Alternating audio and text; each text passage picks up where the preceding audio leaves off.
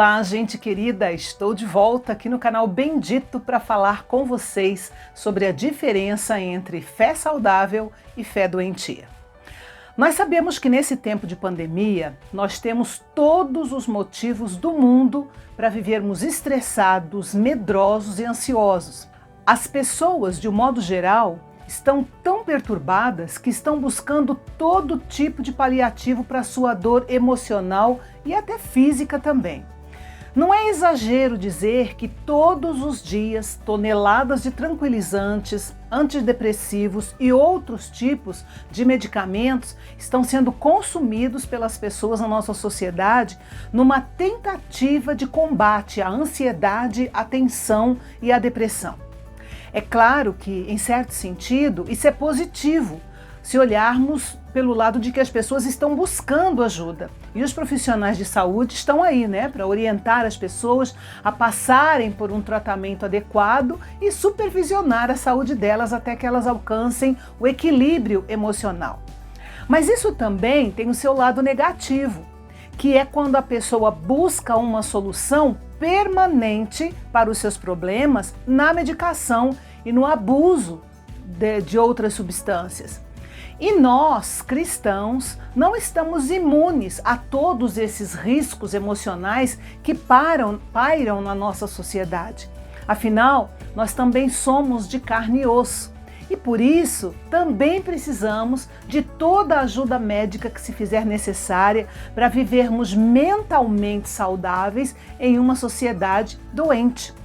E aqui eu quero pontuar uma coisa muito importante. Nós não podemos separar a nossa fé das nossas emoções. Mas tem uma ressalva: as questões da nossa fé são muito mais importantes para nós do que os problemas psicológicos. Sabe por quê?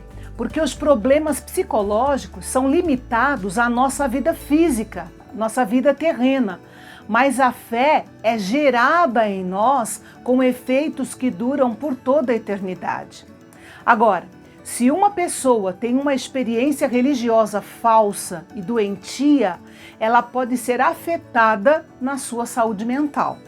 Por exemplo, uma pessoa imatura espiritualmente e que é falsamente orientada a se consagrar a Deus com práticas que não têm nenhum embasamento bíblico ou que é alguma distorção do que a Bíblia diz de fato, ao invés de se tornar uma bênção nos seus relacionamentos mais próximos e também na sociedade, ela se torna uma pessoa estranha, uma pessoa fanática que ninguém quer ter por perto. E isso pode ser extremamente perigoso.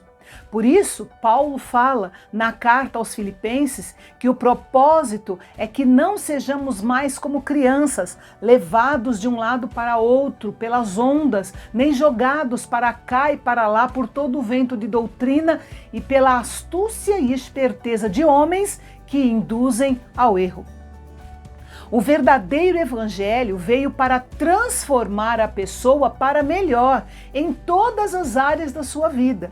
Pode ser que algumas coisas pareçam até estranhas para quem convive com ela, mas no geral, todos são obrigados a admitir que depois que aquele homem ou aquela mulher recebeu o evangelho do Senhor Jesus em sua vida, se tornou uma pessoa muito melhor, tanto para sua família, como no seu ambiente de trabalho e para a sociedade de um modo geral.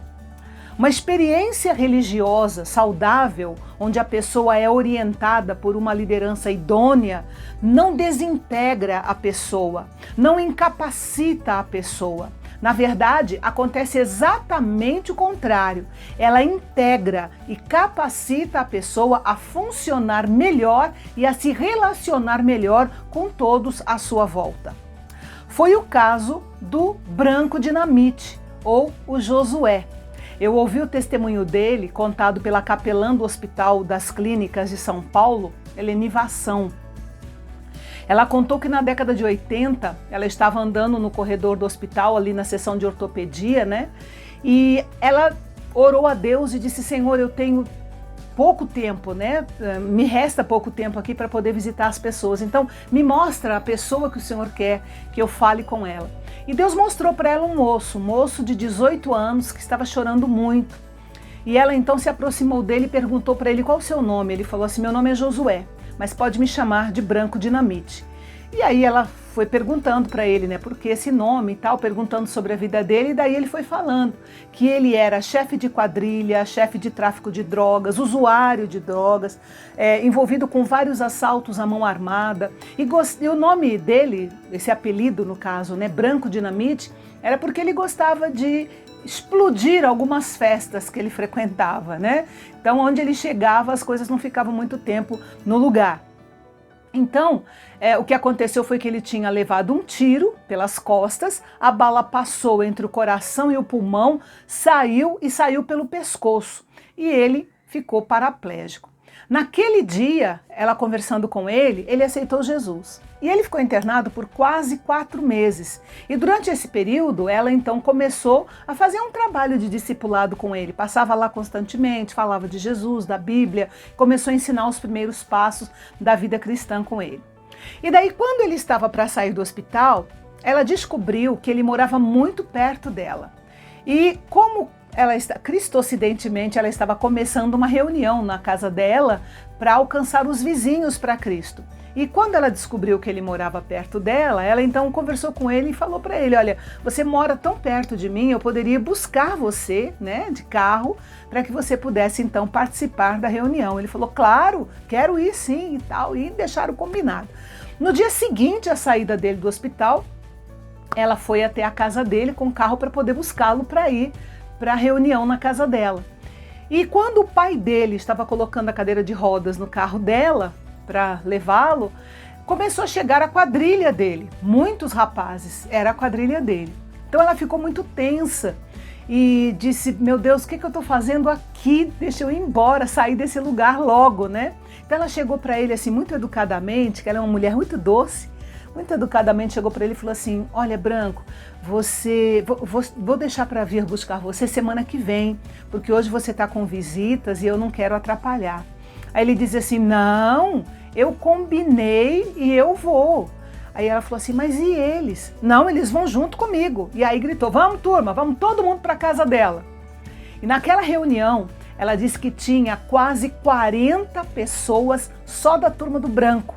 Só da turma do Branco Dinamite, ou Josué.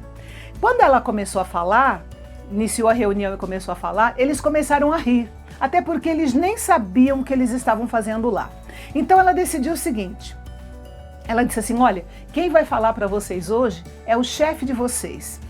E aí o Branco, naquela linguagem bem de malandro, começou a contar para os colegas aquilo que Deus tinha feito na vida dele ali no hospital durante aquele período que ele tinha ficado internado. E naquela noite, vários deles se converteram ao Senhor Jesus. E na época ela frequentava uma igreja presbiteriana próxima e ela passou esse trabalho para a igreja presbiteriana e a igreja abraçou o trabalho de discipulado com eles, de ensinar os primeiros passos, né, da vida cristã para eles, e fez isso durante quase 2 anos, mais ou menos um período de 2 anos. E hoje, ela falando no testemunho, né, são passados mais de 35 anos desde o que aconteceu naquele dia, naquela época, e o Josué, o Branco Dinamite, até hoje continua firme com o Senhor.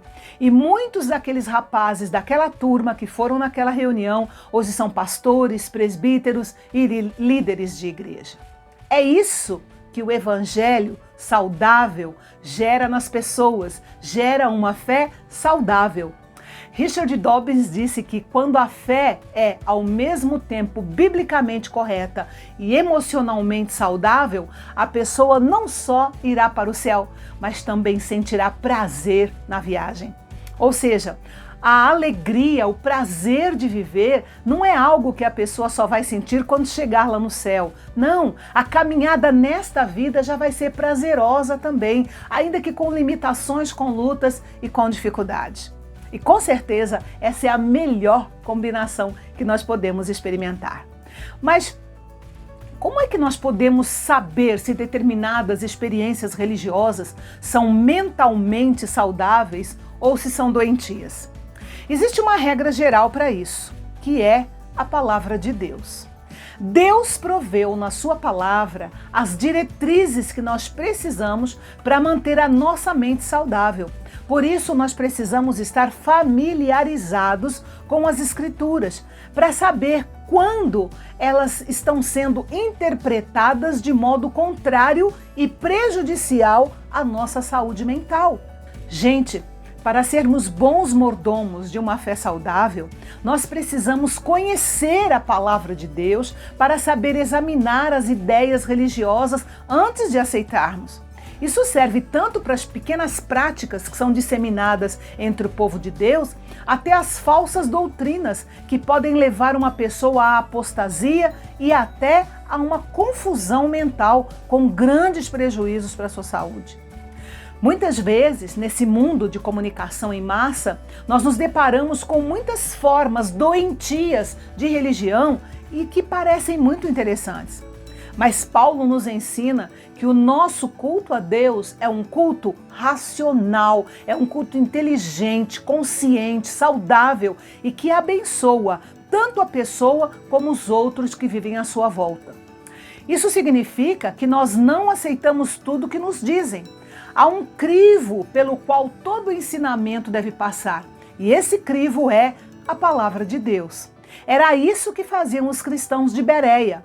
Paulo ensinava e eles conferiam para ver se havia coerência entre o que Paulo falava e aquilo que constava nas Escrituras. Por isso, meu querido, minha querida, leia a sua Bíblia todos os dias. Leia grandes porções da Bíblia. Você vai sentir a diferença na saúde e no crescimento da sua fé. Amém? Vamos colocar isso em prática a partir de hoje, tá bom? Na internet há vários programas de leitura bíblica que vale a pena você imprimir e se disciplinar para seguir. Sua vida vai simplesmente mudar. E no nosso próximo vídeo, nós vamos falar sobre algumas dicas práticas e bíblicas que vão ajudar você a discernir entre a fé doentia e a fé saudável, ok? Eu espero você. Até lá!